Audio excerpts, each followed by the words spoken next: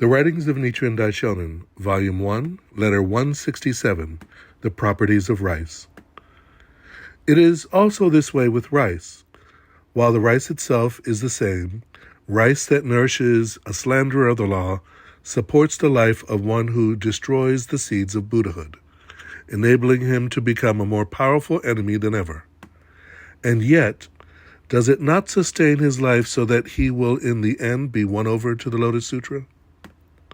On the other hand, rice that nourishes the votary of the Lotus Sutra must be rice of the utmost compassion, because it benefits all living beings. This is what is meant by the Buddha's relics turning into rice. I cannot express my joy at your having sent a messenger all the way here at such a time. Can it be that Shakyamuni Buddha or the Bodhisattvas of the earth have taken possession of your body? I entrust you with the propagation of Buddhism in your province.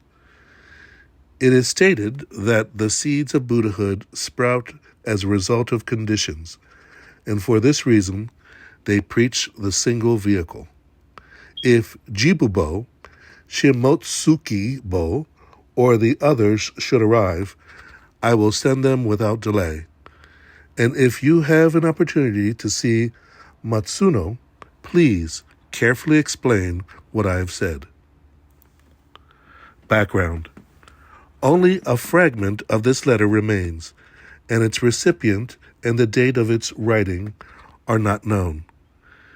It was once thought to represent the concluding portion of the true aspect of all phenomena, written on Sado Island in the 5th month of 1273.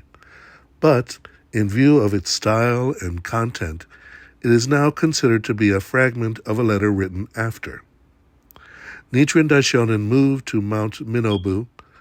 Likewise, it is thought that it may have been sent to the lay priest Takahashi Rokuro Hyo, who lived at Kajima in Fuji district of Suruga province.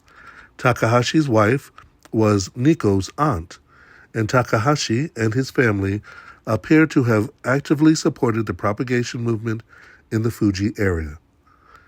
It is worthy of note that, in closing, the Daishonin entrusts the letter's recipient with the responsibility for propagation in his province, suggesting that the recipient had strong faith and was a leading figure among the believers in that area.